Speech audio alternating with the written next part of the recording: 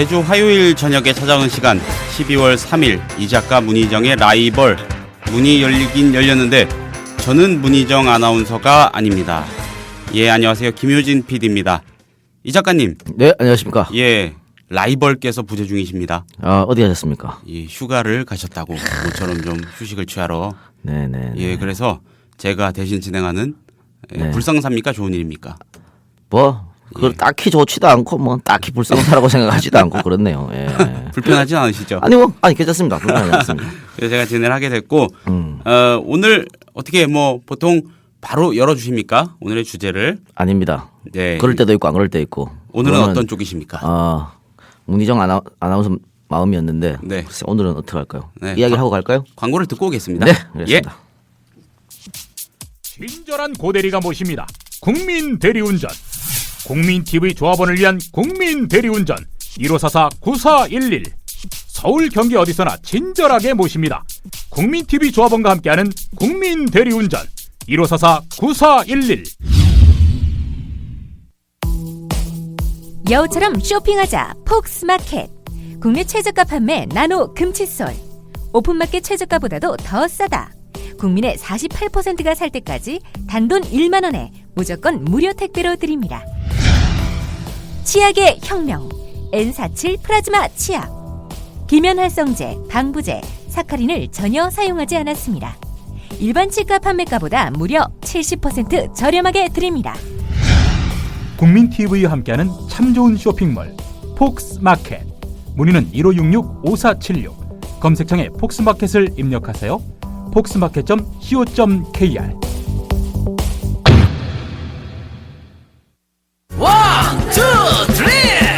안녕하세요. 이번에 앨범을 발표한 가수 현우입니다. 정의롭고 행복한 사회를 만들고자 하는 국민TV TV 개국을 위해 재능 기부를 하려고 합니다. 재능 기부 방법은 저의 앨범을 통한 다음과 네이버 등 포탈 또는 음악을 다운받을 수 있는 음악 전문 사이트에 온라인 다운로드 관련 모든 수익을 전액 기부하려고 합니다. 작고 미비할지 모르나 국민TV TV 개국에 도움이 되었으면 합니다. 감사합니다.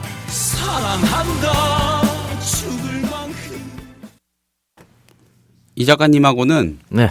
옥상에서 담배 한 대 같이 태우는 거를 빼면은 지금 가장 오래 같이 그렇네요. 머물면서 대화를 나누는 것 같아요. 서로 이렇게 얼굴 보고 대화하는 거 별로 좋아하지 않는데 남자들하고는 말이죠. 흡연할 때 딱 빼고는. 그러게 말입니다. 예, 지금 그런데, 같이 있는 그 자체가 기록입니다. 계속 기록 정신 중입니다. 예. 그렇네요. 아니 국민 TV에 우리 네. 이쁜이 PD님들, 이쁜이 아나운서도 많은데 왜 하필 내가 김 PD랑 같이 해야 됩니까? 그러니까요. 아니 지금 누가 지금 이런 조합을 만들었습니까? 훈녀 아줌마님도 이 작가님 급 실망하셨다고. 그러니까 이런 조합을 말이죠. 네. 이거 국민 TV의 행포인데. 우리 이제 김희주 아나운서가 네. 지금 좀 전에 스튜디오에서 운행하다가 막 나갔는데. 그러니까 네. 희주랑 그냥 있으라고 할 걸 그랬나? 그렇게 붙여주면 되지. 이런 정말 말도 안 되는 조합을 만들어 놓은 국민 TV. 저를 네. 견제하는 세력이 국민 TV 내에 있지 않나 예. 이런 생각이 드네요. 또 같은 협동조합 추진하고 계시니까. 네, 그러니까 네, 그런 것 같습니다. 나를 라이벌로 여기고 지금. 한 주 동안 별거 없으셨죠? 네, 없었습니다. 예. 저번 주에 저희가 네. 대구에서 한 공개 방송 편을 네. 올려드렸었고 네. 처음에 그 녹음이 잘 못 돼서 조금 문제가 있었는데 네. 죄송스럽다는 말씀을 드리겠습니다. 네. 한 10분 지나면 제대로 나오더라고요. 그래서 그거 좀 이해해 주시고. 네, 감안하고 많이들 들어주시기 바랍니다. 네. 예. 근데 또 문희정 아나운서께서는 한 일주일 정도 휴가 가셨습니까? 그렇죠. 어. 푹 좀 쉬셔야죠. 너무 고생하셨으니 푹 쉬고 예. 몸을 추스려서 돌아오시기를. 아마 또 휴가 가셔서도 이 방송을 듣고 계실 텐데. 그럴 것 같아요. 예. 좀 부담스럽네요. 안 들었으면 좋겠는데. 좀 푹 쉬고 네. 돌아오시길 바라겠습니다. 알겠습니다. 그것도 연세가 있으시기 때문에 쉴 때 확 쉬어야 돼요. 아니면 큰일 나. 네, 잘 들으시고 지금 듣고 계신다면 좀 끄시고 쉬시면 좋겠습니다. 네. 예, 오늘은 어떤 주인공 예. 라이벌 네. 이야기입니다. 원래 저희가 옛날로 네. 한번 갔다가 현재로 한번 왔다가 이렇게 한다 그랬었는데 저번 주는 대구로 내려가는 관계로 네. 대구에 관계된 인물을 가지고 이야기를 했었고요. 이번 주는 그래서 조선시대로 다시 한번 조선시대로. 가보겠습니다. 예. 그래서 같은 시대에 태어난 정말 라이벌이고 경쟁자이고 네. 또 어떻게 보면은 그 지역 같은 지역에 살았던 또 동시대에 살았던 같은 유학자 성리학 발전에 대단히 공을 세웠던 태계 이황과 남명 조식에 대해서 한번 얘기해보도록 하겠습니다. 이황과 조식. 예, 이황 대 조식 라이벌. 오늘의 동갑이라고요 또. 네, 그렇습니다. 동갑입니다. 예. 그러니까 이분들이 그 1501년생인데 네. 엄밀히 따지면 네. 태계는 1502년생이에요. 근데 이제 음력으로 하면 동갑이 되는 거고 태계가 아마 11월생일 겁니다. 음력 11월. 그리고 양력으로 하면 해를 바꿔서 1월 달에 태어났거든요. 뭐 동갑이지 뭐. 빠른 1502년 되겠네요. 예. 뭐 우리 뭐 빠른 생일. 그런 비슷한 게 되는 겁니까? 빠른 77, 빠른 88 뭐 이러잖아요. 예. 빠른 1501년. 예. 그렇게 되겠네. 빠른 1502년 그렇게 되겠습니다. 자, 태계 선생부터 한번 이야기해 볼까요? 경북 안동 출신인데 네. 자, 내가 이 양반을 오늘 라이벌 주제를 고른 이유가 또 우리 동네입니다. 우리 동네 형님입니다. 예. 제 고향 안동인데 안동에 사실 유명인들이 많아요. 태계 이황부터 시작해서 또 네. 이육사 선생도 그렇고 뭐 류성룡 선생 태계 이황의 제자지만 예. 좀 많고 또 지금 저 성남시장 이재명 시장도 시장이죠. 예. 그리고 저 많습니다. 요즘 제일 그중에 잘 나가는 사람은 이 작가님. 저지요. 당연한 거 아니겠습니까? 알겠습니다. 자, 안동 출신인데 도산면생입니다. 네. 도산면이라고도 하고 예안면이라고도 하는데 네. 그래서 거기 가면 이제 도산서원이 있는 거죠. 네, 도산면에 네. 가면 이제 태계 선생이 지은 서원인데 나중에 이제 후에 이 고향으로 돌아와서 도산서원에서 제자들을 기르고 학문에 열중하는 뭐 그랬습니다. 그래서 지금 1,000원짜리는 아마 그게 없을 건데 과거 1,000원짜리 지폐는 그렇죠. 뒷면에 도산서원이 있었죠. 지금은 앞면에 태계 선생이 있고 뒷면에 도산서원인데 지금은 아마 다른 그림으로 바뀌었다고 하는데 대체됐을 겁니다. 여기 한번 굉장히 아름답습니다. 풍광이 되게 멋있고. 당연히 자주 가보셨겠네요. 좀 멀어요, 근데. 안동 시내에서 한 40분 달려가야 돼. 좀 멀어. 그렇군요. 좀 먼데. 예. 근데 데이트 코스로도 딱이고 여러분들 한 번씩 안동에 내려가시면 가보시면 아주 정말 좋습니다. 좋고. 네. 거기 또 청량산이 또 있거든요, 뒤에. 청량산까지 가시면서 퇴계 선생이 걸었던 청량산. 예, 예. 그 산책길 뭐 있고 있습니다. 한번 걸어보시면서 태계의 학문을 한번 느껴보시면은 아주 좋은. 애기들 데리고 가면 또 경험도 되고 그 경치가 너무 좋으니까 겨울도 좋고 여름도 좋고 너무 아름답습니다. 이 퇴계를 기리는 사람들이 청량산을 단초로 많이 이야기를 그렇습니다. 하더라고요. 많이 갑니다. 너무 아름다운 산이에요. 예. 한번 아마 안동에서 가장 아름다운 풍경이 그쪽이 아닐까 싶은데 여러분들 한번 관광을 한번 가보시면 여름에 가면 또 래프팅도 할 수 있으니까. 깨알 정보 감사합니다. 예. 래프팅 좋습니다. 예. 그런데 어쨌든 거기에 또 저 태계 선생 생가도 있어요. 생가도 예. 있고 지금도 생가 있고 지금도 거기에 이 종손이 살아갑니다. 그러니까 대대 손손으로 그 퇴계 종갓집 종손이 살아가는데 지금 마지막 그 퇴계 종손 네. 이분이 젊어요. 오. 이분은 서울 삽니다. 그러니까 지금은 아마 그 할아버지는 돌아가셨을 테고 아버지만 거기 남아서 그 가문을 잇고 있는데 예. 인터뷰한 거 보니까 말이죠. 그 아버지께서 대단히 아쉬워하시더라고. 자기 아들이 이제 더 이상 가문을 지키지 않고 서울로 가는 것에 대해서 대단히 아쉽게 생각한 것 같은데 아버지는 그걸 뭐 아쉽게 생각할 수도 있겠죠. 뭐 전통이 끊어진 것 같이 느껴질 테니까. 그러나 아들은 또 아들대로의 삶이 있지 않겠습니까? 또 며느리대로 삶이 있고 그분들이 서울시청을 청산하고 퇴계 종갓집으로 들어가면요 한 달에 제사만 10번, 20번 있거든. 골치 아픕니다. 못해요. 어떻게 합니까 그거를? 그러니까 이제는 뭐 우리 세대쯤 오면 이제 그런 종갓집에 대한 그런 거의 개념이 없어 사라지지 않습니까? 예. 끊어질 텐데 한편으로는 안타깝지만 그래도 그들의 삶에 대해 있으니까 타박할 수는 없는 것 같습니다. 네. 이 작가님도 고향에 계실 때 제사 많이 올리셨어요? 참여하셨어요? 저는 잘 안 갔습니다. 저는 잘 안 가고. 예. 죄송합니다. 안 갔습니다.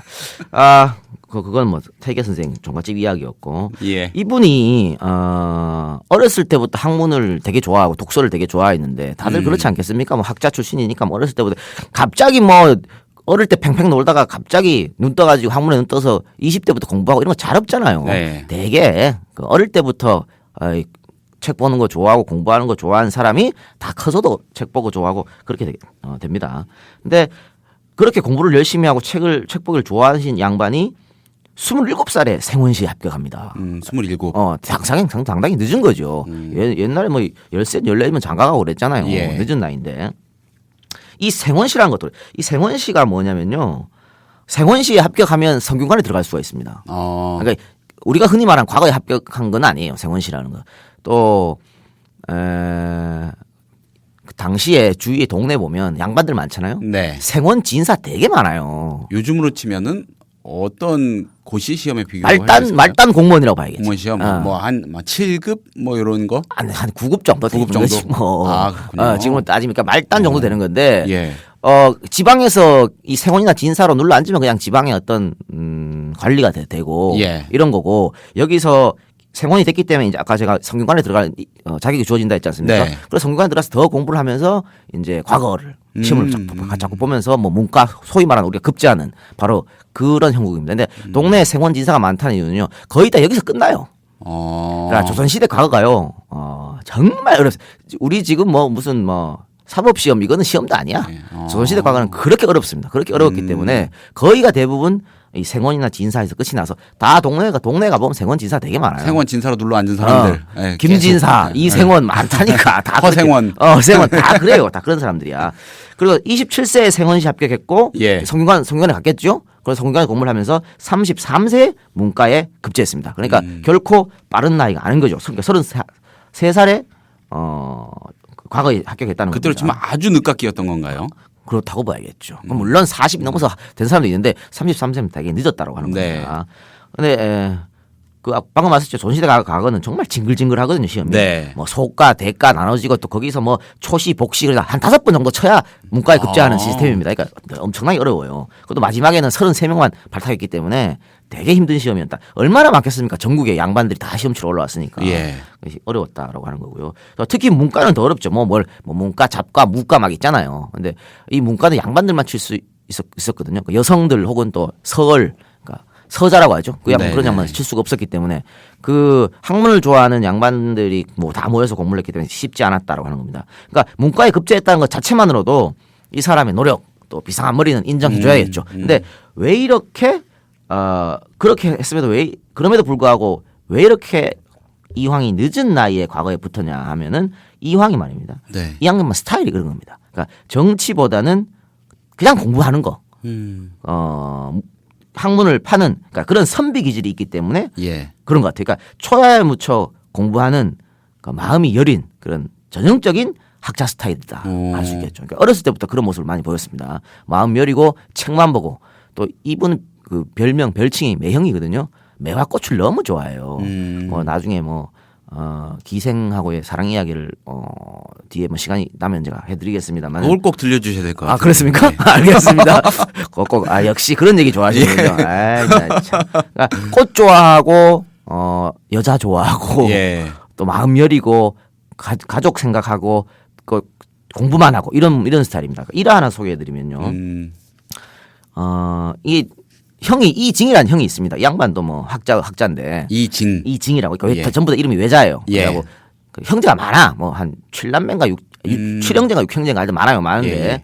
뭐 이잠, 이하, 뭐 이의 뭐 이렇게 되는데 하여튼 이징이라는 형이 있는데 어릴 때 칼을 가지고 놀다가 손을 베었다고 그래요. 그래서 피를 많이 흘렸는데 다른 형제들을 아까 형제가 많다 했지 않습니까? 다른 형제들은 그걸 보고 아무렇지도 않았는데 이황만 보고 대성통곡을 하면서 펑펑 울었다고. 손빈 거 보고. 손빈 거 보고. 그래서 엄마가 예. 네가 왜 그래 우느냐. 손 베인 네 형도 안 울고 저렇게 대견스럽게 있는데 네가 왜 그렇게 우느냐 하니까 이황이 말하기를 저렇게 피가 나는데 어떻게 아프지 않겠습니까? 이러면서 눈물을 흘렸다는 얘기예요. 그러니까 그만큼 마음 여린 사람이었고. 근데 사실 정치는 독해하는 거 아닙니까? 그렇죠. 권모술수가 난모하고 우리 요즘 정치판 보십시오. 얼굴 두껍고. 그렇죠. 김기춘이 보세요. 그 정도 급 돼야 정치를 하는 거지. 여기 이런 분위기였구나. 예, 이 분위기입니다. 조경태 봐봐요. 얼굴에 철판 깔고 문재인 욕하고 다니지 않습니까? 그 정도 돼야 정치를 합니다. 강용석이 보십시오. 예. 그런 발언 해서 거의 정치계에서 매장당할 사람이 지금 TV에 나와서 자기 아들 데리고 나와가지고 야 정말 철판도 그런 철판이 없지. 완벽히 진짜 철가면이라 할 수 있겠죠. 네. 그런 사람들이 정치를 하는 겁니다. 그런데 이황은 기질 자체가 그 정치와는 어울리지 벗어나 않다. 있었군요. 그렇죠. 네. 정치와는 어울리지 않다. 지금 어떻게 보면 제가 봤을 때는 우리 제인이 형님도 정치하고는 어울리지 않는 양반이야. 약간 퇴계과. 대격까지요. 예. 그러니까 저 이번에 사실 이 문제로 시끄럽지 않습니까? 대단히 시끄러운데 그래서 새누리당에서도 지금 난리가 났죠. 그렇죠. 새누리당에서도 무슨 문재인 후보가 가장 약한 후보였다니 어쨌다니 그러면서 지금 난리를 치고 있는데 그 양반들이 그런 얘기 하는 거 보니까 문재인이 가장 강력한 후보가 맞았어요. 가장 두렵고. 가장 두렵고. 안 그럼 지들이 왜 저렇게 나와서 네. 볼때처럼 저렇게 난리를 쳐. 네. 멍청한 것들. 아유 생각 없으니까 머리에 생각을 하고 말을 해야 되는데요. 생각도 안 하고 그냥 막 입에서 터져 나오니까 그런 말이 나오는 겁니다. 일단 그리고 대단히 복잡한데 예. 제 개인적인 생각에는 다음 대선에서 재인형이 안 나왔으면 좋겠습니다.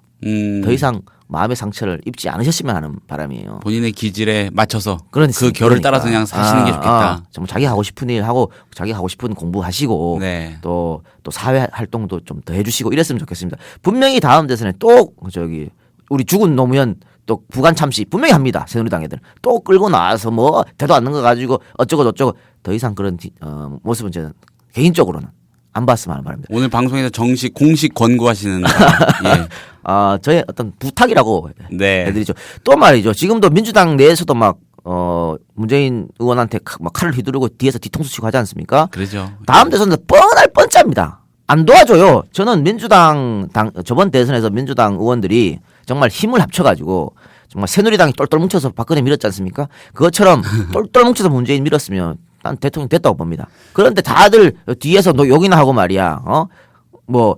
대선 운동 좀 해달라 그러면 내가 밥도 한 번 안 얻어먹고 나한테 전화도 한 번 안 했는데 내가 왜 도와줘? 이따고 소리는 하고 있으니까 이기겠습니까? 아유, 그러니까 재인이 형이 좀 더 이상 안 다쳤으면 하는 그런 마음이 생깁니다. 일배충 병신 저장소님께서 이 작가 형님은 교수 감투만 없는 국사의 무관의 제안 같은데 혹시 7구급 공무원 시험 국사 과목은 몇 점 받을 자신 있나요? 9급은 20개 문제 1분 한 개로 풀어야 한답니다. 옛날부터 이게 궁금해서요. 그런데 글쎄 안 쳐봐서 이렇게나 많이 막 빨리 풀어야 돼요? 글쎄요. 저는 안 쳐봐서 모르겠네요. 야, 1분에 한 개. 지문 읽으면 다 지나가겠다. 그런데 예. 제가 수능 시험에 말입니다. 네. 우리가 200점 만점이었는데 4개 과목이었어요.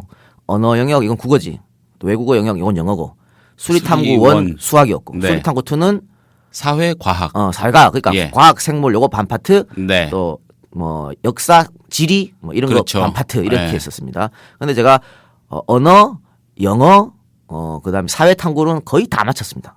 틀리지 않았어. 그런데 수리탐구 1 그다음 수리탐구 2의 과학 생물 박살 났습니다. 이거. 보통 근데 거의 다 틀렸습니다. 보통 고득점을 못한 사람들 저를 포함해서 네. 이게 레파토리 아닙니까? 한 2-3개 과목은 정말 아주 잘했는데 한두의 과목을 너무 많이 그러니까 쳐가지고. 저는 이 머리가 예. 그러니까 이 언어하고 또 그쪽 사회 쪽 역사 쪽으로 그냥 그게 재밌고 글로 가버렸어요. 그러니까 수학, 과학 전혀 지금도 그래서 컴퓨터도 잘 못 만집니다.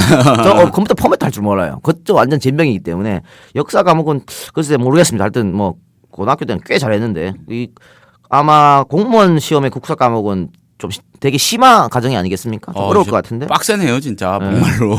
그렇습니다. 1분에 한 문제. 하여튼 그렇습니다. 무슨 얘기하다가 제인 형 얘기가 나왔는지 모르겠는데 나가지 하여튼, 마시라고. 나가지 마시라고. 할 때 이황의 성정이 이런 식으로 정치를 할 그러니까 곤모술수에 뛰어나고 이런 건 아니었다라는 걸 제가 말씀을 드리겠습니다. 그렇기 때문에 나중에 훗날 그가 한 행적 그러니까 자꾸 벼슬을 제수하는데도 임금이 계속 거부하거든요. 거부하고 고향으로 내려가고 저는 저는 그거 안 하겠습니다. 벼슬 안 합니다. 그렇게 계속 그러면서 고향에 내려가서 후진들 양성한 것만 봐도 그날 그의 행적을 보아도 아마 중앙 정치에서 벼슬하는 것에 별 흥미를 느끼지 못했지 않았나 그렇게 싶습니다. 그러니까 서원에서 그냥 제자들 가르치고 후학 양성하고 그러니까 책이나 읽고 내가 못다한 공부하는 거 그걸 최고로 여겼던 것 같아요. 그러니까 퇴계가 지은 도산 12곡이라는 시가 있습니다. 네. 아주 멋있는 시인데 여기 한번 볼까요? 이걸 봐도 그러니까 도산 12곡이 1곡부터 12곡까지 쭉 있는 건데 이것만 봐도 이황이 추구한 삶을 알 수 있습니다. 1곡은 이렇습니다. 이런들 어떠하며 저런들 어떠하랴. 시골에 묻혀 사는 어리석은 사람이 이렇게 산다고 해서 어떠하랴. 더구나 자연을 버리고는 살 수 없는 마음을 고쳐 무엇하랴. 이 곡은 안개와 노를 집으로 삼고 풍어를 친구로 삼아 태평성대의 병으로 늙어가지만 이 중에 바라는 일은 사람의 허물이나 없었으며 고향에서 이렇게 난 쉬겠다는 얘기고 그윽한 난초가 꼴짝에 피어있으니 듣기 좋아 흰눈이 산에 가득하니 자연이 보기 좋아 이 중에 저 아름다운 한 사람을 더욱 잊지 못하는 사랑을 나타내는 거고 어리석은 자도 알아서 행하니 학문의 길이 얼마나 쉬운가 그러나 성인도 다 하지 못하는 법이니 그것이 얼마나 어려운가. 쉽든 어렵든 간에 학문을 닦는 생활 속에 늙는 줄을 모르겠다. 퇴계가 나중에는 말년에 그 건강이 좋지 않았거든요. 그런데 네. 공부하면은 이렇게 난 늙는지도 모르고 아픈지도 모르겠다는 얘기죠. 딱 그냥 공부만 좋아하는 그런 스타일 아니겠습니까? 공부 좋아하면서 약간 센티멘탈리스트이기도 한. 그렇죠. 네. 그러니까 정치하고는 어울리지 않는 사람이다. 그래서 아마 이 과거도 늦게 급제된 게 아닌가 싶어요. 조금 게을리한다기보다는 좀 관심이 뭐 그렇죠. 어떻게 뭐 이렇게 막 저기 하고 싶은 그런 게 별로 없으니까. 출세해야겠다 이게 아니고 입신양명에 대한 어떤 야망. 그렇습니다. 그러니까 능력이 없어서 늦게 과거에 급제된 건 아니었다라고 말씀드리는 거죠. 네. 충분히 능력이 되는 양반이었지만 성균관에 들어가서 공부나 하면 되지 뭐 유생으로서. 내가 굳이 무슨 뭐 강용석이처럼 서울대 나서 하버드 갔다가 출세 지향적 그런 삶을 살지 않겠다. 그 몇몇 분을 꾸준히 언급하시는데 꾸준히, 그럼. 굉장히 이게 선명하게 이해가 돼요. 그렇죠. 이해가 잘 돼요. 제가 네. 꾸준히 언급해드립니다. 꾸준히. 지금 말입니다. 예. 조경태가 저렇게 문재인을 비난하는 거 왜 그렇겠습니다. 예. 부산에서 지가 계속 정치를 해먹어야 되거든. 그렇죠. 그러면 문재인을 까야 돼요. 그러니까 자기의 입신 양면을 위해서 지금 저러는 거지. 자기가 무슨 조국을 위하고 국민을 위하고 정말 서민의 생활을 위해 가지고 문재인을 까겠어요? 아니라니까. 그러니까 제가 방송에서 언급 잘 안 하는데 조경태 의원은요 컨셉 잘 잡은 것 같아요 오히려. 그러니까 웃음을 주고 있어요. 어느 순간부터는 괜찮아 이대로 가셔도 될 것 같아요. 네. 그렇게 하면서 여기저기 발 뻗치려고 안철수 신당에 갈 수도 있다. 뭐 이런 얘기 하고 있잖아요. 네. 나는 그냥 이왕 가는 거 새누리당으로 가라. 이렇게 정말 마음속에서 간절한 충고를 한번 드리고 싶습니다. 네. 그래서 4선 5선 해야 될 거 아니야. 부산시장을 하든가. 그렇게 하길 바라고. 그런데 이 같은 퇴계의 행보를 어떤 사람들은요. 다르게 해석하는 사람도 있습니다. 그러니까 정치를 멀리하고 자연의 품에서 살고 싶어하는 거.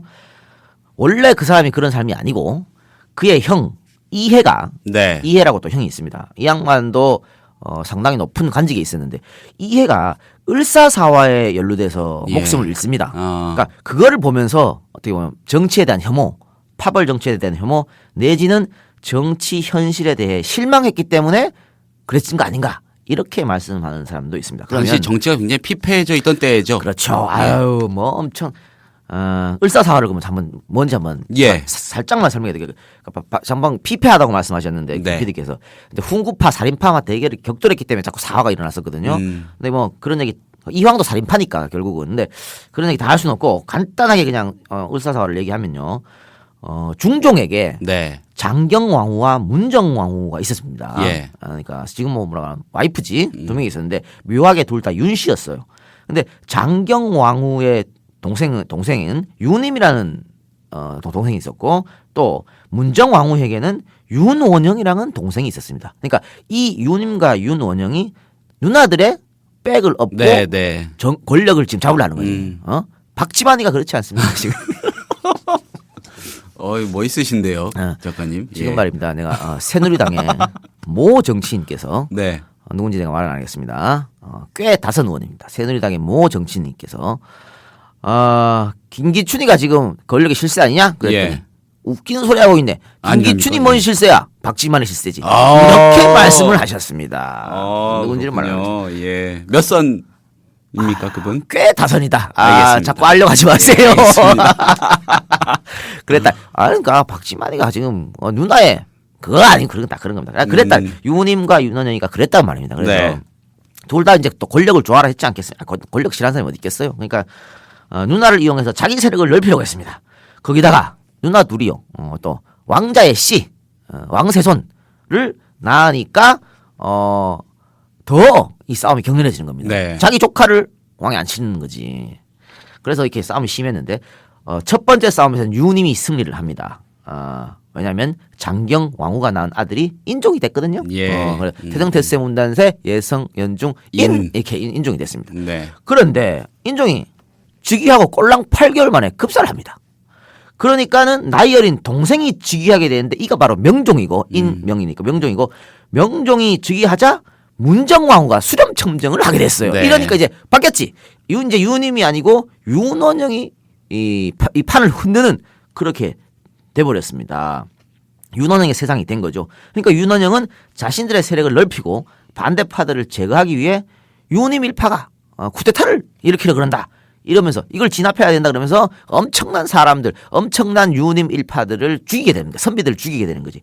이게 바로 을사사화다. 네. 드라마에도 많이 나오지 않습니까? 여기 윤원영의 그 첩이 바로 정난정입니다. 네. 강수현이 정난정. 당시 윤원영을 이덕화가 연기했고 정난정을 강수현이 연기했었죠. 아이 정난정도 대단한 인물입니다. 이 정난정이 문정왕후를 또 뒤에서 흔들고 이랬으니까 어쨌든 하여튼 이게 그 을사사화인데 어쨌든 태계의 형 이해가 네. 이 사건에 연루돼서 사망했다라고 하는 거죠. 또 태계 본인도 나중에 파직을 한번 당하거든요. 그것도 바로 이 을사사화 때문에 그렇습니다. 그렇기 때문에 어떤 사람들은 그렇게 주장하는 거죠. 아마 형의 죽음으로 인해서 정치 해모를 느끼지 않았나. 그러니까 어쨌든 간에 아까 근데 뭐 두 가지 다 있을 수도 있는 거죠. 원래 성능이 그럴 수도 있는 사람이 이런 일을 형의 죽음을 보면서 정치로 인한 다른 문제가 아니잖아요. 정치로 인한 형의 죽음을 보면서 느꼈다. 그래서 아마 여러 번 벼슬에 제수됐으나 사양했고 고향에 내려가서 매화나 가꾸고 네. 후각 양성하고 자기 학문에 매진했던 거는 그런 복합적이 한 두 가지 이유가 복합적으로 작용해서 이렇게 되지 않은가 싶습니다. 자, 여기까지가 그냥 전반적인 퇴계 이야기를 말씀드렸고요.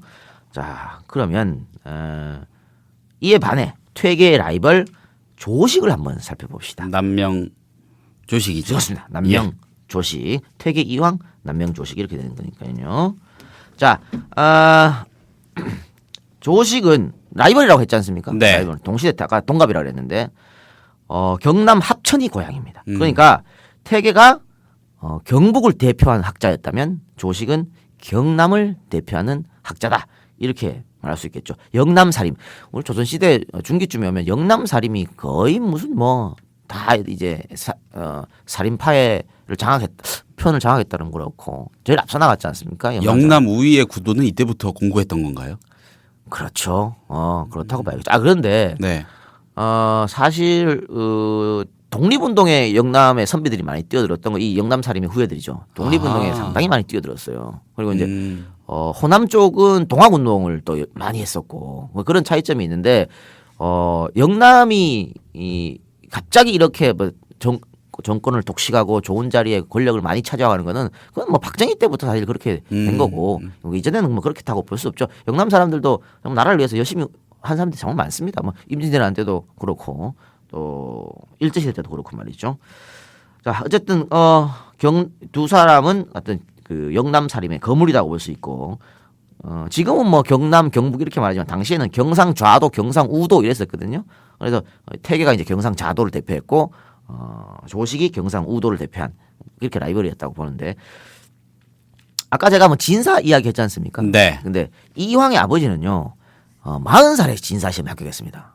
엄청 심하게 늦게 돼요. 엄청 심하게 늦게 된 거죠. 그러니까 아까 말씀드렸죠. 진사 시험은 웬만한 학식을 가지고 웬만한 공부하면 될 수 있거든요. 그렇죠. 그러니까 예. 근데 이황 아버지께서 물론 공부를 열심히 하셨겠지만 잘 안 된 것 같아요. 그래서 40에 진사 시험에 합격했고 합격하고 나서 얼마 있다가 사망했습니다. 사망했으니까 또 이황은 태어나서 바로 아버지가 사망했기 때문에 아버지의 영향을 그렇게 받지 못했어요. 그래서 조부한테 이제 학문을 배웠으니까 받지 못했는데 조식의 아버지는 반대입니다. 조식의 아버지는 문과에 급제한 사람입니다. 그러니까 이황 아버지처럼 진사에서 그친 게 아니라 문과 시험에 급제한 사람이니까 엘리트라고 볼 수 있지. 예. 그러니까 원래 우리가 라이벌이라 그러면요 공통점도 많지만 거의가 이렇게 상반됩니다. 대비되는. 그렇죠. 교육 자체가 상반되죠. 그러니까 이황은 거의 독학이었다고 보면 편하겠고 조식 같은 경우에는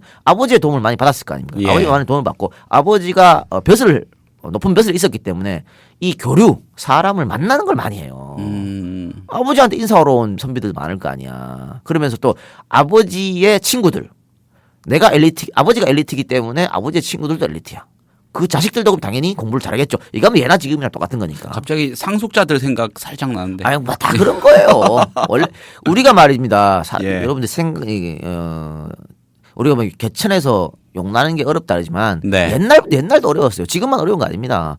그러니까 고려의 어떤 주류 세력들이 결국은 조선의 주류 세력들이고요. 그 조선의 주류 세력들이 일제 시대 때도 주류 세력이 있었고, 그다음에 광복하고 이승만 정부가 들어서서 그 주류 세력이 그대로 들어갔습니다. 그리고 박정희, 전두환, 노태우 계속 거치면서 계속 주류 세력들은 지들끼리 똘똘 뭉쳤다니까요. 네. 그 정권 바뀐 거 딱 우리 이 한 1000년 역사 고려까지 쳐서 한 1000년 된 역사 중에 10년밖에 없다니까.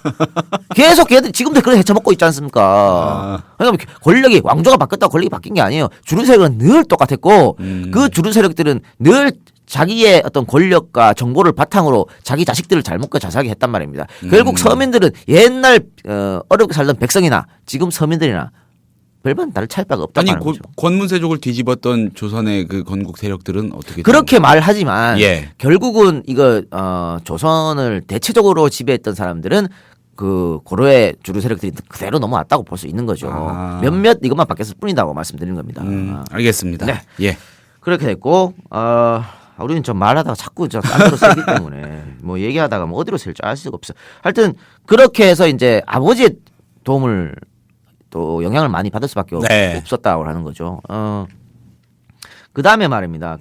아까 아버지가 많이 높은 자리에 있었다는데 또 네. 관리기 때문에 많이 돌아다닐 거 아닙니까? 그쵸. 어디 군수로 갈 수도 있고 발령받아서 뭐 암행어사로 갈 수도 있고 뭐 네. 그렇지 않습니까? 이황도 암행어사를 한번 해준 데 있습니다만은. 하여튼 그렇게 했기 때문에 또 거기 아버지의 임지를 따라다니면서 또 다양한 사람. 아니 서울에만 뭐 똑똑하고 훌륭한 사람이 있는 거 아니잖아요. 전국에 네. 많잖아. 네. 또 숨은 인재들 그런 사람 만나서 경험하고 교류하고 사상을 교류하고 이렇게 하다 보니까 어릴 때부터 이 학문을 많이 받아들였다. 자연스럽게 똑똑할 수밖에 없었다고 하는 거지요. 그러니까 태계와 마찬가지로 어렸을 때부터 공부하는 거 좋아하고 책 읽는 거 좋아하고 사람들하고 토론하는 거 좋아하고 교류하는 거 좋아했다. 이렇게 똑똑한 아이였다라고 볼 수 있겠습니다. 일화 하나 말씀드리면요. 9살 때 조식이 큰 병을 앓았는데 어머니가 이를 걱정합니다. 아이씨 우리 아들 어떻게 될까 걱정하자. 조식이 뭐라 했냐. 하늘이 나를 태어나게 하면 반드시 할 일이 있어서일 것이니 요절을 할 리 없습니다. 라고. 아주 징그러웠겠다. 아니 옛날에 그런 그 성현들은요 무슨 초딩 때부터 뭐 그러세요 다들. 그러니까 좀 이게 쉽게 적기하기는 어려운데. 그러니까 요즘 떠올려 보면 뭐 예를 들어 김대중 전 대통령 같은 경우는 그 한 10살도 되기 전부터 그런 언행을 구사하셨을까요? DJ 신기해요 진짜. 그렇죠. 근데 야 어릴 때부터 어떻게 참 많이 그러니까 요즘에 너무 우리 부모들이 어느 순간부터 아이들 너무 오냐오냐 키우는 것 같아. 그래서 뭐 이런 김시습 이런 분들 그러니까 꼬마 때부터. 참. 아무튼 제가 또 약간 옆으로 끄집어냈으면 다시 돌아가 주시죠. 그래요. 그렇게 똑똑했다라고 합니다. 그런데 제가 이렇게 여러 사람을 만나고 막 또 친구들을 만나고 그랬다 그랬지 않습니까? 네. 퇴계와 다른 점은 이런 점이죠. 퇴계는 학문도 성리학만 파고들었는데 이 양반은 여러 사람을 만나고 다양한 경험을 하다 보니까 공부도 여러 가지를 하게 됩니다. 별걸 다 했어요. 뭐 무슨 말 타는 공부 뭐 그런 것도 있었거든요. 의학 말 타는 공부라면 레저 정도 되겠네요 요즘으로 치면. 무술이라고 봅시다. 무술. 예. 또 의학 또 수학 공부도 하고 뭐 지리 뭐 그런 것도 하고 또 이 진법 공부도 하고 말이죠. 진법. 예. 별의별 걸 다 결국은 도교사상까지 공부를 했습니다. 그래서 사실은 성리학에서 있을 수 없는 일이거든. 그러니까 여러 가지를 다 공부한 스타일이 이제 이황이랑 완전히 다른 점이죠. 심지어 그러니까 이황은 말 그대로 선비 공부만 하는. 근데 조식은 칼 쓰는 거 아까 제가 뭐 그런 거 했다 그랬는데 했잖아요. 네. 칼 쓰는 거 즐겨하고 그래서 칼 모으는 취미 같은 것도 있었어요. 예, 그러니까 관조님도 올려주셨네요. 조식 젊을 땐 무술 좋아하고 명검 좋아하고 도가 선가에 푹 빠졌었다고 합니다. 그러니까 자기의 그 뭐랄까요, 뭐라 그러지? 이제 신념 같은 걸 칼에 새겨서 그거 보기도 하고 하는 그런 양반이 그러니까 대비가 되죠. 같은 학자지만 같은 영남의 거물학자지만 이렇게 조금 차이점은 있다라고 말씀드리는 겁니다. 예. 그러니까 아까 어릴 때 그랬다는데 역시 될성 부른 나무는 떡잎부터 알아본다고 9살 때. 참. 제가 12살 때 뭔가 깨달음이 있어서 정치를 공부하기 시작했는데 그러셨습니까? 저보다 3살이나 앞서네요. 안타깝네요. 두 자릿수 나이 때는 의미 없습니다. 이분들하고 그러니까. 결혼하면 한 자리 때. 한 자리 들어가야 돼. 네. 12살. 안타깝네요. 그래도 저는 15세 나이에 네. YS가 3당 합당하는 거 보고 식음을 전폐했었습니다. 정말요? 억울해서. 이럴 오. 수가. 밥이 목구멍에 넘어갑니까 지금? YS가 3당 합당을 했는데. 그 반대 토론하자고 외쳤던 그분의 심정인 거죠. 예. 그러셨군요. 그분의 심정과 똑같았다. 이렇게. 알겠습니다. 12살 때, 15살 때였습니다. 그게. 나 비슷하게 가지 않습니까? 2년만 빨리 하셨으면. 그러니까 조금만 더 빨리 했으면 뭔가 네. 크게 됐을 텐데 아깝네. 그래요. 그래서 어렸을 때 제가 일화를 지금 2개 소개시켜드렸지 않습니까? 네. 태계의 일화와 또 조식의 일화. 그러니까 어렸을 때 일화만 봐도 두 사람 스타일이 이렇게 차이가 큰 건 나오죠. 아까 태계의 일화는 뭡니까? 가슴 여리고 가족 사랑하고 막 눈물 흘리고 이런 건데 네. 조식 일화는 어머니 무슨 소리야? 호방하기도 하고. 그렇죠. 네. 이랬다고 하는 겁니다. 그러니까 학문에 몰두했다는 공통점이 있는 반면에 이황은 부드럽고 네. 조식은 날카롭다 그러잖아요. 그런 어떤 차이점이 있다. 이렇게 봐야겠죠. 그 아까 도교를 공부하기도 했다 그랬었는데. 네. 뭐 도가 선가. 그렇죠. 노장사상이라고 우리가 흔히들 얘기하죠. 근데 이래서 나중에 이황의 제자들에게 뭐 이율곡의 제자들도 그랬습니다만은 이황의 제자들에게 이단으로 찍히기도 합니다.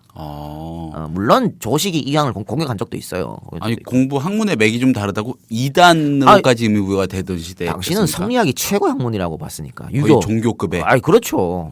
그렇기 때문에 이단이라고 볼 수밖에 없는 거죠. 근데 뭐 조식도 이황을 공격하기도 하고 비판하기도 했었어요. 그러니까 벼슬 너 안 한다 그래놓고 너 결국 했잖아. 뭐 이러면 하기도 했는데 그거는 뒤에 가서 설명드리려고. 왜 두 사람 간에 어떤 문제가 있는 건 나중에 설명하기로 하고요. 근데 재밌는 건요. 근데 두 사람이 만난 적이 한 번도 없어요. 면식이 없단 말씀이세요? 그렇죠. 만난 적이 없어. 그러니까 같은 영남 지역에 살면서 정말 시대의 거장으로 살았던 두 양반이 이렇게 한 번도 만난 적이 없어. 서로의 존재만 알 뿐. 그러니까 존재만 알 뿐이죠. 뭔가 정말 더 고수들 같긴 한데요. 그렇죠. 그러니까. 그리고 이황이 죽었을 때 또 아까 막 이렇게 비판하기도 했다 그랬는데 이황이 죽었을 때 대단히 또 조식이 안타까웠다 그래요. 그럼 그래서 그런지 이황 죽고 얼마 안 있어서 조식도 같이 죽었으니까. 이황이 벼슬을 권한 경우도 적도 있지 않습니까? 누구한테? 조식한테요. 아니 임금이 조식한테 벼슬을 권했는데 조식이 그걸 거부하죠. 그러니까 이황도 거절하고 조식도 거절했는데 문제는 이황은 그래도 나갔잖아요 벼슬에. 네. 근데 조식은 계속 초에 묻혔거든. 그러면서 이황 보고 너 그게 뭐한 자세냐 이렇게 비판한 적이 있다라고 하는 겁니다. 근데 그거 둘의 그런 문제점은 알겠습니다. 뒤쪽에서 설명해 드리겠습니다. 그래 어쨌든 그런 비판하기도 있다라고 하는 거고. 근데 조식이 어릴 때 학문에 몰두했다고 말씀드렸는데 과거 시험에 낙방합니다. 과거 시험에 낙방하고 그리고부터는 다시는 시험을 보지 않는데요. 보지 않고 이제 고향에서 학문 정진에만 몰두하게 됩니다. 물론 진사 시험은 합격을 했었죠. 이거 진사 시험은 웬만하면 합격 안 한다니까. 다 하는구나. 네. 그러니까 진사에 합격을 해야지만 문과에 시험을 치지. 예. 그러니까 우리 이향 아버지께서는 대단히 힘드신데. 글쎄. 우리는 어땠을까요? 우리가 만약에 조선시대에 태어났으면 진사 시험에 합격했을까요? 저는 그냥 안 하고 그냥 살았을 것 같아요. 한량으로. 알량으로 네. 술이라 드시고 네, 그랬을 것 같아요. 기생 끼고. 진사는 감이 안 오네요. 그래요. 느낌이 안 와요. 전혀. 그거 아니고. 기생은 안. 기생은 안 끼고. 너무 거칠다. 뭐 그냥 서자 출신이어서 시험을 못 칠 수도 있는 거지 뭐. 아니면은 맞아요. 그냥 뭐 백정으로 태어날 수도 있고 말이야. 그렇지 않습니까? 그쵸. 네. 그럴 수 있는 거. 그래 모르겠네요. 어떨지. 근데 공부를 하는 걸 좋아하지 않으면 뭐 이 진사 시험도 어려운 거죠 뭐. 네. 그리고 어쨌든 진사 시험 합격했습니다. 과거 시험에 떨어졌다라고 하는 거고요. 나중에 임금이 이제 관직을 내렸을 때도 상소문을 올려서 이를 거부합니다. 단호히 거부하는데 이 상소문 이름이 단성소라는 겁니다. 단성소. 아마 여러분 한번 인터넷에 제가 이따가 읽어드릴게요. 조금. 알겠습니다. 네, 읽어드리겠대요. 다는 못 읽어드리니까 여러분들 한번 읽어보시면 대단한 명문입니다. 그리고 내가 봤을 때 목숨 걸고 쓴 것 같아. 와 이거 이렇게 비판할 수가 없습니다. 그러니까 네. 임금이 나한테 벼슬을 내렸는 거를 거절하면서 이런 식으로 돌려서 임금을 까는 거 아니 돌려 까는 거 아니야. 직접 깠어. 직접 까는 건 쉽지 않은데 하여튼 대단히 유명한 상소문이다. 네. 그러니까 그만큼 조식의 절개, 기계 이런 걸 느낄 수가 있다라고 하는 거고요. 그건 뭐 뒤에 가서 설명하기라고. 계속 지금 뒤로 미루고 있습니다. 지금 많아요 할 게. 안 되면 뭐 1, 2% 가지 뭐. 예. 예. 어쨌든 자 그러면 제가 과거 시험 한번 보고 떨어지고 나서 한번 그다음부터 과거 시험 안 봤다 그랬지 않습니까? 네. 그냥 고향으로 낙항해가지고 원래 서울 살았거든. 근데 고향으로 낙항한 뒤에 계속 공부만 했다 그랬는데 그럼 왜 조식은 과거 시험에 매달리지 않았나 이유를 살펴봅시다. 아까 이황이 왜 그렇게 벼슬을 마다하고 그런 생활을 했는 건 설명해드렸고 이번에는 조식이 왜 과거 시험에 매달리지 않았나. 첫 번째 아버지와 나란히 문과급제를 한 삼촌 조언경. 이 아버지가 문과급제할 때 삼촌도 아버지 동생이지. 네. 삼촌 조원경도 같이 문과에 급제했었거든요. 그러니까 집안의 경사라고 할 수 있겠지. 근데 이 삼촌 조원경이 기묘사화에 연루되어 목숨을 잃습니다. 또 이거 정말 두 사람의 공통점이 나온 거죠. 이황은 형을 잃었고 사화로, 조식은 사화로 삼촌을 잃었다라고 하는 겁니다. 그러니까 자기 삼촌이 기묘사화에 연루된 목숨을 잃자 내 스스로의 벼슬살이가 쉽지 않다고 판단한 겁니다. 그러니까 일단 시험 자체가 힘들 것 같고 설사 되더라도 나도 사화에 휩쓸릴 수 있지 않겠냐 아마 이렇게 생각한 것 같아요. 그게 첫 번째 이유였고 둘째는 원나라 학자 허영이 쓴 대장부가 벼슬길에 나아가서는 아무것도 하는 일이 없고 초야에 있으면서는 아무런 지조도 지키지 않는다면 뜻을 세우고 학문을 닦아 장차 무엇을 하겠는가라는 글을 보고 크게 깨달은 게 있기 때문에 벼슬에 나가지 않았다고 하는 겁니다. 그러니까 벼슬에 나가놓고 아무것도 안 하면 그게 네. 뭔 짓이냐라고 있는 거죠. 또 초야에 있으면서도 지조를 지키지 않으면 그것 또한 멍청한 거 아니냐. 이 글을 보고 깨달았다 하는 겁니다. 지금 뭐요? 지금 새누리당 김진태 의원 같으면 말입니다. 실명 토크. 실명. 네. 김진태 의원 같은 원래 이제 낙곰수 팬이었고 춘천 지역에서 유명했던 그래도 괜찮은 변호사였다 그랬지 않습니까? 그런데 새누리 공천을 받더니 완전 이 박근혜 지킴이 1등 공신이 돼가지고 말입니다.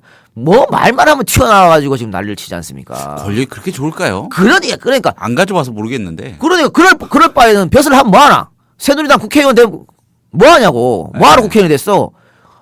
아니 국민과 국가에 봉사하고 충성하고 말이지. 서민을 위해 일하고 그러라고 국회의원 된 거 아닙니까? 그렇죠. 그러라고 국회의원 시켜놨더니 말이야.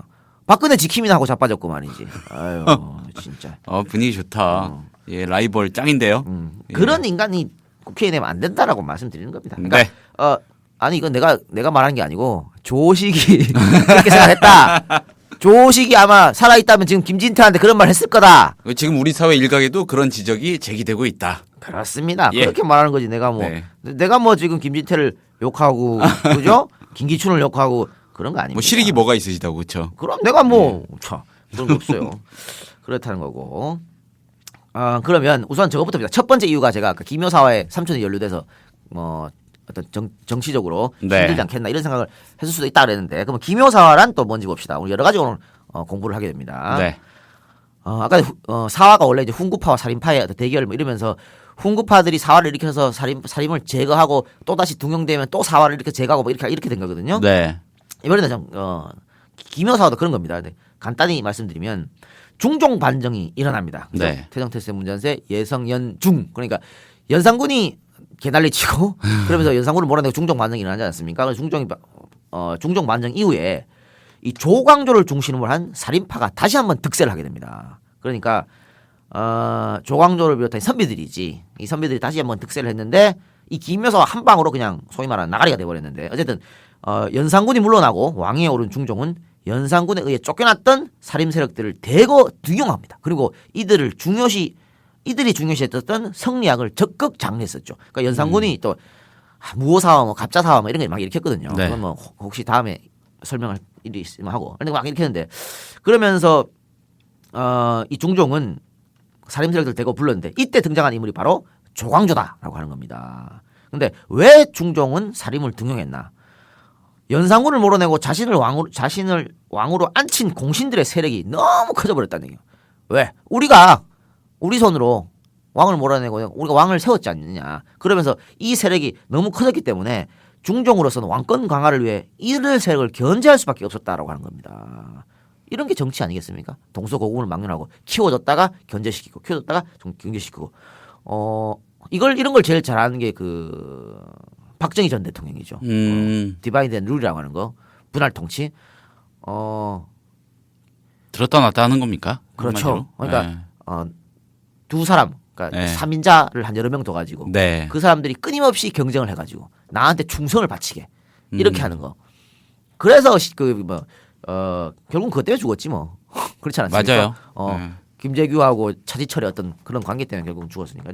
그건 뭐 그러니까 옛날도 그랬고 동서고금을 막론하고 다 그런 정치의 어떤 권모술수다라고 보고요. 이번에 전 민주당 의원 김유정 씨가 네. 또 문재인 의원을 공격했습니다. 그랬더라고요. 이거 피하고 못하는 거지. 막 조경태랑 똑같은 건데 왜 이랬냐? 손학규 전 대표계죠. 그렇죠. 손학규 예. 라인이지 김유정이. 예. 손학규 캠프 있었으니까 네. 대선 왜 캠프 꾸릴 때가 손학규 캠프에 있었기 때문에 네. 이 손학규 라인입니다 김유정이. 그러니까 자기들 딸은 어때요? 다음 대선에 우리 학교 오빠가 가야 되잖아. 근데 또 지금 말이야 문재인이 나온다니까 여기 까야 되거든. 그래서 지금 거기다 대고 까고 있는 거야. 그런데 이런데 같은 편 깔 생각하지 말고 이런 거 가지고 지금 뭐 종편 나와서 막 비판하고 이럴 생각하지 말고 그럴 시간에 박근혜 대통령이나 비판하고 새누리당이나 비판하고 그런 걸 해야 되지 말이야. 이번에 막 얼마나 이 박근혜 대통령이 국회를 무시하는 야당을 무시하는 일을 했습니까? 그렇죠. 지금 내년 예산안 때문에 국회가 극심한 대치를 하고 있고 그리고 그걸 풀라고 준 예산 가면 절대 안 되거든요. 말이 안 되거든요, 사실은. 네. 한 번도 그런 적이 없고 그래서 준 예산 안 가려고 지금 여야가 지금 막 마쿠 협상을 하고 여야 대표 원내대표 회동하고 있는데 사다 거기다 대고 그냥 뒤통수를 후려 갈겼잖아요, 박근혜 대통령이. 네. 그랬으면은 그런 걸 비판하고 그 얘기를 해야 되지. 왜 자기 자당 후보였던 사람을 욕하고 적전분열을 시키냐 말입니다. 이 민주당에 인물이 많아서 그런 거라고 이게 위안을 삼아야 될까요? 인물이 없어서 그래요. 이 똑똑한 사람이 이러겠어? 그러니까 이건 뭐야? 내 라인에 오빠, 네. 나의 수장을 그 세력을 크게 하기 위해서 지금 이런 거 까고 있는 거지 않습니까? 지금부터 이렇게 해서는 안 된다고 하는 거죠. 하여튼 그때 우리가 자꾸 옛날 이야기하면서 오늘날을 비교해서 이야기하는데 어쨌든 연상 이 살인을 등용했던 거는 그런 일이 있었다라고 하는 겁니다. 네. 등용했던 거는 어쨌든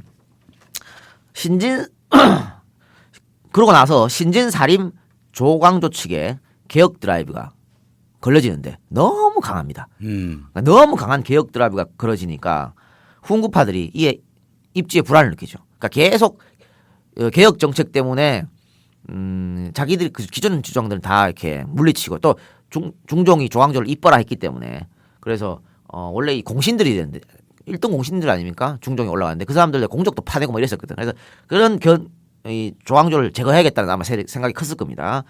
그러니까 그들이 아마 훈구 세력들 연합해서 조광조를 몰아냈는데 중종도 처음엔 조광조의 개혁 정책을 지지했습니다. 제가 아까 말씀드렸다시피 띄워준 사람이 바로 이 중종이니까. 네. 근데 조광조의 독단 아마 심해졌다고 판단을 한 것 같아요. 또 계속해서 이 개혁 드라이브를 걸어오니까 거기에 피로감을 느끼기 시작했다. 이렇게 볼 수도 있겠고. 그래서 이제 그런 찰나에 훈구파들이 꾀를 냅니다. 어떻게 했냐면 후궁들을 시켜서 조광조가 왕을 몰아내고 스스로 권력을 잡으러 간다. 이런 소문을 내게 합니다. 일단은 궁궐에 그런 소문을 풀게 하고 또 풀에다가 꿀을 발라가지고 글자를 새깁니다. 그래서 꿀을 바른 그 풀을 벌레들이 파먹겠죠. 네. 파먹으면 그 모양만 글자만 남게 되지 않습니까? 그렇죠. 예. 근데 그 글자가 뭐라고 써 있었냐면 주초위왕이라는 글자입니다. 주초위왕. 그러니까 달릴주 닮을 초자인데 이 달릴주하고 닮을 초를 합치면 조나라 조자가 되거든요. 조광조의 조자입니다 이게. 그러니까 주초위왕. 조광조가 왕이 되려 한다 이 말인 거죠. 이거 나뭇잎 풀을 가지고 왕한테 찾아가서 일러 바칩니다. 왕 봤지? 지금 조광조가 이런 짓을 하고 다닌다. 세상에 이런 말이 돌고 있다. 또 왕이 그 전에 이 궁궐에서 돌아다니는 소문을 들었을 거 아닙니까? 그러니까 조광조 이거 안 되겠네. 그러면서 발끈하게 되는 거죠. 거기다가 아까 말씀드렸던 그 훈구 대신들이 중종에게 조광조 일파가 난을 꾸민다고 보고까지 했습니다. 이렇게 되니까 뭐 왕으로서는 깜짝 놀라는 거죠. 그래서 조광조 일파 그 살인 세력 다 잡아들여라 이렇게 됩니다. 결국 조광조 사형받고 죽죠. 그리고 다른 거기에 참여했다는 게 아니지. 그냥 조광조 세력들, 다른 조광조 세력들도 귀양을 가거나 뭐 사형을 당하거나 사약을 받거나 뭐 그렇게 죽어나갔다, 파면되고 뭐 그렇게 됐다라고 하는 겁니다. 근데 이게 기묘사인데 여기에 바로 조식의 숙부인 조원경이 연루가 돼서 사망했다는 겁니다. 그러니까 아까 이황의 형 이야기도 했습니다만은 두 사람이 이렇게 대단히 같은 시대에 태어나서 각자 다른 사화로 친인척을 잃어버린 그런 가슴 아픈 사연도 동시에 간직하고 있다라고 봐야겠죠. 그러니까 두 선비가 이렇게 같은 점, 다른 점을 갖고 있으면서 라이벌로 그렇게 성장하고 공부도 했지만은 이 배경에는 두 사람의 어떤 아픔이 있었다고 하는 겁니다. 그러니까 왜 조식과 태계 이황이 그렇게 초해에 묻혀 지낼 수밖에 없었는가 하는 거는 여러 가지 이유가 있겠지만 그 중에 한 이유는 사화, 이 사화에 연루됐기 때문이다. 그러니까 당시 조선 15세기, 16세기 조선 중기 시대 때 네. 이게 사화가 엄청나게 일어나서 죽고 죽이는 일이 너무 많이 일어납니다. 그것들은 나중에 이제 그게 또 조선 후기로 와서는 그게 바로 붕당이 되고 당파 싸움이 되지 않습니까? 네. 그런 싸움들이 해서 결국은 우리가 나라를 잃게까지 만드는 분열이라 그랬는데 나라를 잃게 만들었고 우리가 그 4.19 혁명 이후에도 제대로 된 계획을 못한 것도 그런 분열들이 앞장서 있었다고 보고요. 지금 내가 문재인 의원 이야기도 제가 말씀드리고 했습니다만은 그런 것들도 지금 다 야권의 분열. 그러니까 우리가 87년에 사실은 대통령 선거에서 그때 우리가 야권이 승리했다면 지금 같은 정치 구도는 안 생겼다고 보거든요. 그러면은 보십시오. 3당 합당도 없었을 거고. 그러면 지금처럼 부산이 PK가 새누리 쪽으로 넘어가는 일이 없었을 거 아닙니까? 87년에 DJ와 YS가 분열하지 않았다면. 그러니까 그 잘못된 분열이 지금까지 이렇게 얼그러진 역사가 됐고 또 정말 새누리당이 정말 저는 앞으로도 새누리당이 계속해서 집권하지 않을까 불안감이 있거든요. 그러니까 대단히 이 나라가 보수 우익화되고 있습니다. 그러니까 일본이 굉장히 우경화됐지 않습니까? 네. 그래서 일본은 자민당이 계속해서 정권을 잡고 있잖아요. 그런 일이 우리나라도 앞으로 있을 수도 있겠다. 그런 생각이 너무나도 많이 듭니다. 우리 젊은 친구들이 막 일배를 한다거나 뭐 그러고 있으니까 이런 것들이 다 바로 어떤 분열에 의한 또 어떻게 보면 이것도 당파 싸움이라고 볼 수 있겠죠. 그러니까 나 잘났다고, 그러니까 양보가 없이 뭐 그런 것들이 다 그렇지 않나 싶어요. 너무 좀 안타깝습니다. 안타깝고. 자, 그럼 아까 전에 제가 조식이 벼슬을 거부하면서 네. 상소문을 올렸다 그랬는데 그거를 한번 소개시켜 드려보겠습니다. 단성소라는 상소문인데요. 네. 단성 현감에 제수됐는데 임금께 대단히 죄송하지만 당시 임금이 중종이었습니다. 대단히 죄송하지만 나는 그런 능력이 없습니다. 뭐 쭉 나이도 많고 학문도 안 되고 문장 실력도 없고 보잘것 없어요. 뭐 이런 보잘것 없는 저를 등용하지 말아라. 이러면서 자기 자신을 계속 낮춥니다. 그렇게 낮춘 척 하다가 이제 까는데 대비께서는 신실하고 뜻이 깊다 하나 깊은 구중 궁궐의 한 과부에 불구하고 과부. 아니 제가 그랬지 않습니까? 예. 이거 뭐 수렴청정하고 이랬다는 그 예. 대왕 대비 마마한테 그래봤자 넌 과부야 이렇게 말한 거예요. 예. 그리고 전하는 아직 어립니다만 돌아가신 임금님의 한 고아에 불과합니다. 네. 너는 고아일 뿐이야. 과부하고 고아야 넌 니네들은 이렇게 직접적으로 비판을 하는 겁니다. 근데 내가 어떻게 거기 들어가서 벼슬을 하겠니? 이렇게 얘기를 하고 또 지금 벼슬을 하고 있는 신하들도 엄청 깝니다.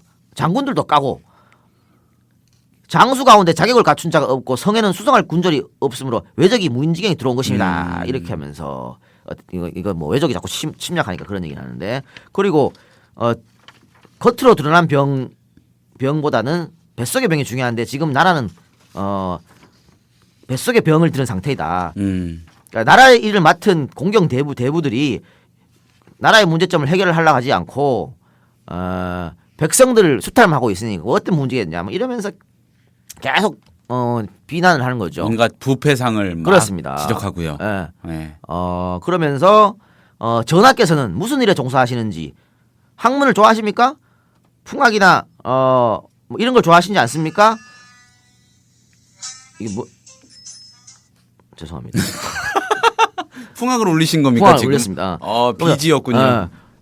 여색을 좋아하지 않습니까? 활송이나 말타기를 좋아합니까? 군자를 좋아합니까? 소원을 좋아합니까? 뭐 이런 이렇게 네가 하느냐에 따라서 나라의 존망이 달려 있는데 왜 깨닫지 못하느냐? 그러면서 엄청나게 뭐 비판을 가는데 어쨌든 네가 잘해야 전하께서 잘하셔야 우리 정치가 바르게 섭니다. 이런 상소문을 쭉 올립니다. 근데 자기도 말해요. 뭐 엎드려서 뭐 죽음을 무릅쓰고 아랜다 뭐 이렇게 하는데 진짜 뭐 옛날이면은 이런 개시만 하고 날리면 끝 아닙니까? 그런데 이렇게 목숨을 각오하고 쓸 정도로 굉장히 단단한 사람이었다. 그러니까 이황하고는 대단히 반대되는 사람이죠. 완전 쿨 시크남인데요. 네, 그렇죠. 요즘으로 치면. 이황은 너무 부드럽고 조식은 너무 과격했다 하면 어쩔지 모르지만 자기 모든 걸 던져서라도 제대로 된 정치를 한번 해라고 충고할 정도로 왕한테 그런 사람이었다고 한 거고. 이 뒤 얘기가 더 재밌을 것 같은데 뒷 얘기는 입으로 가야 됩니까? 입으로 하겠습니다. 아까 얘기했던 태계와 기생 이야기라든가 재밌는 이야기가 많이 기다리고 있습니다. 알겠습니다. 그러면 입으로 갈지 여부는 저는 관여하지 않고 아. 여기까지만 하고. 다음 주는 문 아나운서가 예, 그렇죠. 하겠습니다. 예. 다음 주에 들어가겠습니다. 그러면 일단 여기서 인사드리겠습니다. 감사합니다. 감사합니다.